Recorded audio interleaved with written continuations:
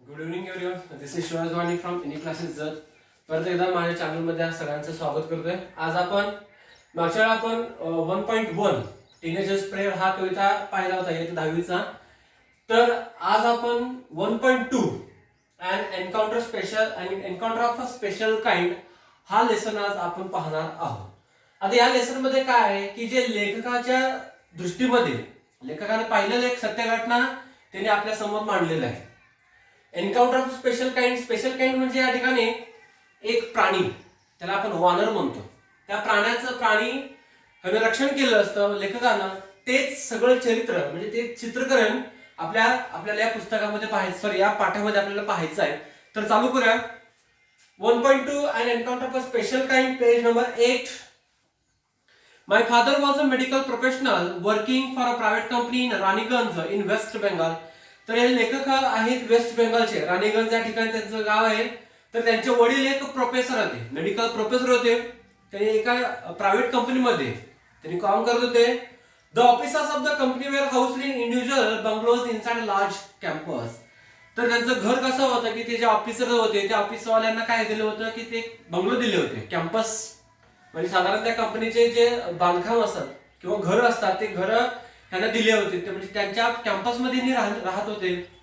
Our house was in a corner of the campus. तर या लेखकाचं घर कुठे होतं तर त्या कॅम्पसच्या कॉर्नर मध्ये होता. तर घर कुठे होतं तर कॅम्पसच्या एका कॉर्नर मध्ये त्यांचं घर होता. The officers club was adjacent to the boundary wall of our garden. आता त्या छोट्या ऑफिसर जे असतात त्यांचे क्लब असतो. ते क्लब कुठे होता तर त्या एका भिंतीकडे होता, म्हणजे पूर्ण कॉर्नरच्या साईडला एका त्यांचा क्लब होता.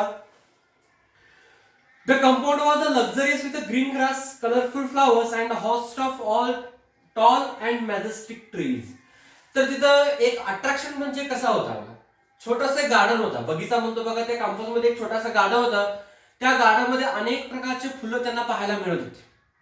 किंवा जे भिंत होतं ते भिंतीला पूर्ण काय झालं होतं, ग्रीन म्हणजे गवतासारखंच उगवलेलं होतं त्याच्यावरती. आणि तिथे अनेक मोठमोठे काय होते झाडे सुद्धा होते. त्याच्यामुळे ते पूर्ण कॅम्पस कसा होता, एक अट्रॅक्टिव्ह दिसत होता, मोहक दिसत होता.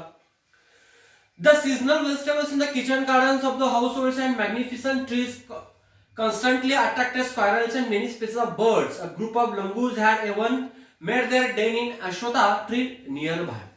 त्या ठिकाणी एक मोठाचं झाड होता, अश्वत्थ ट्री म्हणतो आपण त्याला. त्या झाडावरती अनेक प्रकारचे पक्षी, प्राणी तसेच वानर सुद्धा त्या ठिकाणी येत होते. लंगूर म्हणतो आपण त्याला.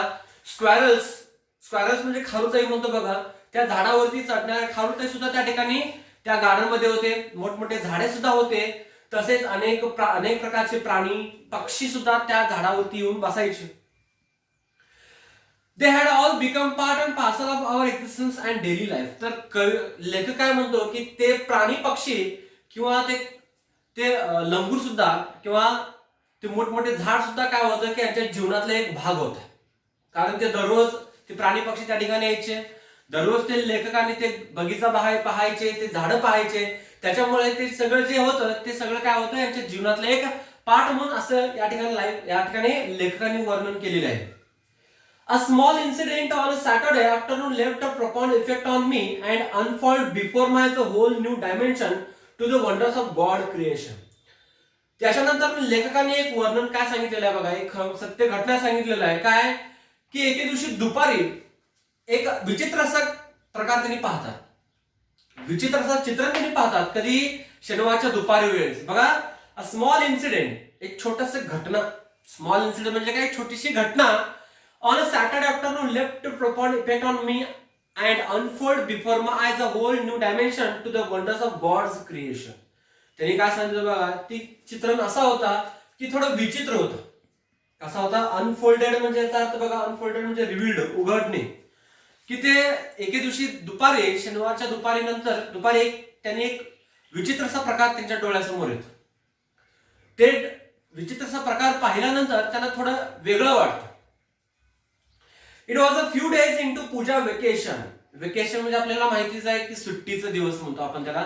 थोडेच दिवस राहिले होते सुट्टीचे दिवस. Just like for any other child, the holidays provided an opportunity for me to become engrossed in various magazines and storybooks published especially for children in the festive season. आता साधारणतः सुट्टीचे दिवस म्हणजे आपण काय करतो, एकतरी खेळ खेळतो किंवा आणखी मित्रांसोबत इकडे तिकडे फिरतो किंवा पुस्तक वाचतो. तसं लेखकाला सुद्धा या सुट्टीमध्ये पुस्तक वाचायचं खूप आवड असतं. म्हणजे सुट्टीमध्ये काय करतात की पुस्तक वाचत बसले असतात. त्याच्यामध्ये नवीन शब्द एन्ग्रोस्ड म्हणजे ऑक्युपाइड. ऑक्युपाइड म्हणजे कसं, व्यस्त असतं. म्हणजे पुस्तकं म्हणा किंवा मॅगझिन्स म्हणा, हे सगळे पुस्तक त्यांनी काय करत असतात, लेखकाने सुट्टीच्या वेळेमध्ये काय करत असतात, वाचत असतात. त्याच्यामध्ये त्यांनी काय असतात, ऑक्युपाइड असतात, म्हणजे मग्न असतात, व्याप्त असतात. After a hearty lunch, my parents and my younger sisters lay down for afternoon nap and I settled down with a story book. मग त्या दिवशी दुपारी मस्तपैकी जेवण झाल्यानंतर हार्टी म्हणजे काय, सफिशियंट, व्यवस्थितपणे, म्हणजे पोट भरून जेवण झाल्यानंतर त्यांनी काय करतात, त्यांचे वडील आणि त्यांचे पॅरेंट्स, आई वडील, त्यांचे बहीण काय करतात की दुपारी थोडंफार काय करतात, नॅप करतात. नॅप म्हणजे काय, झोपणे. दुपारची झोप म्हणतो बघा. जेवण झालं तर त्यांचे पॅरेंट्स आणि त्यांची बहीण काय करतात, झोपी जातात. तर ह्यांनी काय करतात की पुस्तक घेऊन वाचत बसतात. The quiet afternoon presented the perfect backdrop for reading and adventure story. आता दुपारचा वेळ आपल्याला माहिती आहे, वातावरण कसं असतं, खूप शांत असतं. म्हणजे शांत म्हणजे कसं की कुठलंही पुस्तक जर आपण वाचू बसला तर ते आपण व्यवस्थितपणे वाचू शकतो, कारण गोंधळ आपल्याला बघायला मिळत नाही. तसेच the quiet afternoon presented the perfect backdrop for reading and adventure story. म्हणजे साहसी कथा, ऍडव्हेंचर म्हणजे साहसी कथा वाचण्यासाठी तो दुपारचा वेळ कसा होता, एक अत्यंत उपयुक्त होता, अत्यंत खूपदायक होता, चांगला होता, असं लेखकांनी सांगितलेलं आहे. The silence was occasionally broken by the sound of my family snoring, the intermittent chirping of house sparrows, the harsh cawing of crow, the shrill call of kite flying high above the ground. मग त्यावेळी काय होतं, वातावरण खूप शांत असतं. अचानकपणे बाहेर काय करतात, थोडे पक्षी, प्राणी जोरात ओढायला सुरुवात करतात किंवा वरती काईट फ्लाइंग जे असतात बघा, श्रील कॉल म्हणजे त्याला आपण म्हणतो जोरात ओरडणे, कर्कश आवाज म्हणतो. वरच्या ज्या आकाशामध्ये उडणारे प्राणी, त्यांचा आवाज काय होतं, त्यांच्या आवाजामुळे जे सायलेन्स जे असतो ते काय होतं, ब्रोकन होतं. ब्रोकन म्हणजे काय, तिथं त्या ठिकाणी वाचलेल्या बसल्या ठिकाणी काय होतं, एक कसला तरी गोंधळ निर्माण होतो. गोंधळ काय होतो, minutes ticked by, I became deeply absorbed in the book. परत थोड्या मिनिटानंतर त्यांनी काय करतात, परत ते पुस्तकामध्ये व्यस्त होतात. सडनली म्हणजे अचानक बघा, ते आवाज ऐकल्यानंतर परत त्यांनी थोड्या मिनिटांनंतर ना पुस्तकामध्ये व्यस्त असतात. त्याच्यानंतर ना बघा अचानकपणे काय होतं, I heard a group of street dogs barking furiously in the distance.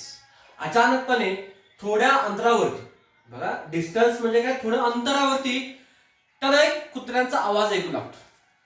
Group of dog म्हणजे काय, कुत्र्यांचं घोळका म्हणतो बघा, त्या कुत्र्यांचा आवाज, बार्किंग साऊंड त्यांना काय होतो, अचानकपणे ऐकू येतो. I chose to ignore the commotion, thinking that the pack of dogs might have cornered a hapless pig. मग त्यांना असं वाटतं की कदाचित तिथे कुठलं तर डुकर असेल. ते डुकर बघून कुत्र काय करतायत, ओरडत आहेत, बार्किंग करत आहेत, भुंकत आहे असं त्यांना वाटतं. त्याच्यामध्ये ते काय करतात, इग्नोर करतात. इग्नोर म्हणजे काय, नेग्लेक्ट करतात, नाकारतात. कमोशन याचा अर्थ बघा, नॉईज, गोंधळ किंवा कन्फ्युजन म्हणतो. आणि हॅपलेस म्हणजे अनफॉर्च्युनेट, दुर्दैवी. But soon the barking became louder and more aggressive, and the alarmed cawing of flock of crows added the cacophony. मग लवकरच काय होतं की ते कुत्र्यांचा आवाजांचा जो आवाज असतो तो खूपच जोरात येतो आणि खूपच अग्रेसिव्ह म्हणजे काय, आक्रमक त्यांना ऐकू येतो.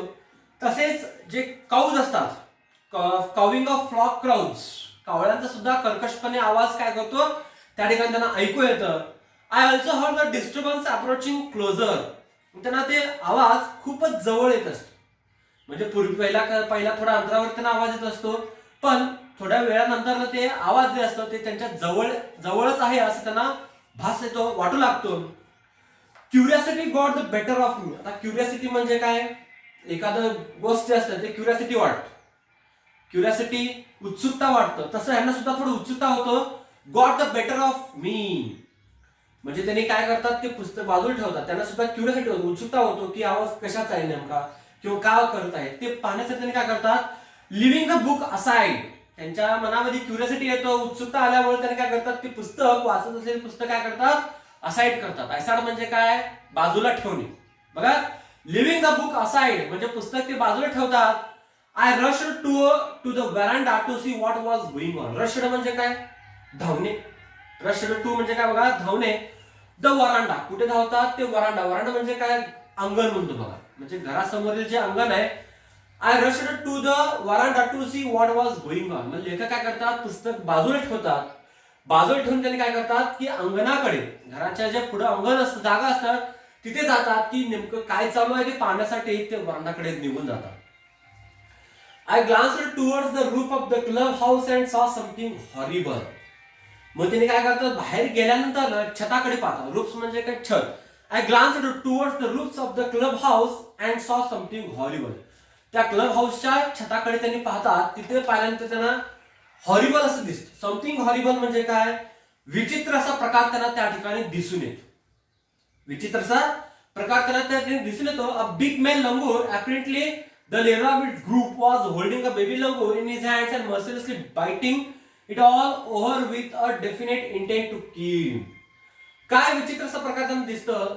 एक छोटासा प्राणी, लंगूर म्हणजे वानर जो असतो, एक छोटंसं पिल्लू असतं आणि एक मोठा वानर ते काय केलं असतं? त्या पिल्लूला पकडलेलं असतं, हातात होल्ड केलेलं असतं आणि जोरात त्याला मारण्याच्या उद्देशानं ते काय करत असतं? मोठं जे वानर असतं त्या बाळाला, त्या लहान पिल्लाला काय करत असतं? मारत असतो. बघा या काय म्हणलेलं आहे? एक मोठा वानर काय केलं असतं? एक छोट्याशा बाळाला हातामध्ये पकडलेलं असतं आणि त्या बाळाला मारण्याच्या उद्देशाने, इंटेंट म्हणजे काय? उद्देशानं काय केलेलं असतं? ते मोठा वानर त्या पिल्लाला काय करत असतो? मारत असतो. The helpless mother of the baby and other lesser members of the langur group were scattered on the roofs of the buildings nearby watching the baby being killed. बघा त्या लहान पिल्लाची आई ती हेल्पलेस असते किंवा त्यांचे जे बाकी ग्रुप असतं ते वानर ते सुद्धा हेल्पलेस असतात. हेल्पलेस म्हणजे काय? असहाय्य, म्हणजे मदत करू न शकणारे म्हणतो त्याला हेल्पलेस म्हणतो. मग ते सुद्धा काय करत असतात? छतावरती ते मारत असलेलं दृश्य ते आई, त्या पिल्लाची आई, बाकी जे वानर ते काय करत असतात? पाहत असतात. I recall the terrible custom in the animal clan according to which a dominant male usually does not allow another male baby or adult to survive within its group.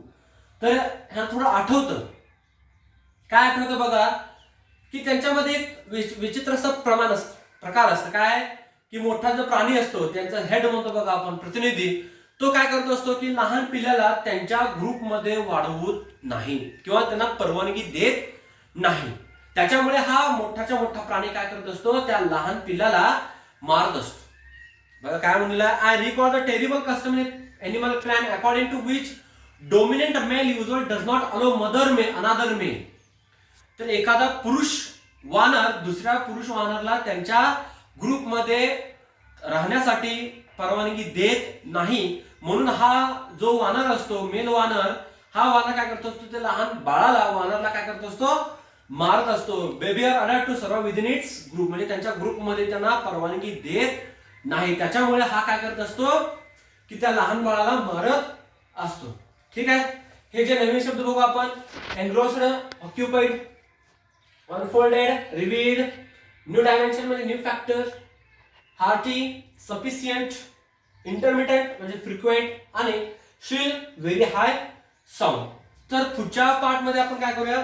जे राहिलेले भाग आहे ते आपण पुढच्या ह्याच्यामध्ये पाहूया. थँक्यू.